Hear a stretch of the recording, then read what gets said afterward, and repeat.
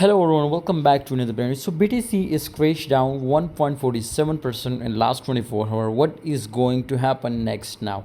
I will tell you in this video. If you want future trading signal, join my Telegram group. I will provide daily 10 to 15 signal, print money like machine. You can see here 62,000 was the current price. You can see here definitely it was crashed down 3,000, and definitely if you look the chart condition in last 24 hours, we will be see little bit breakdown here, and it was start very badly crashed down.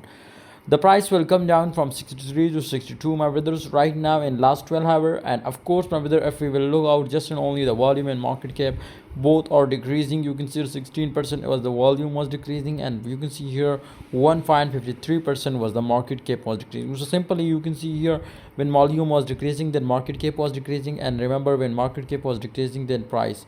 So if we will look, my brother, this time just and only in the last 24 hour current conditions, so 1.54% crash down.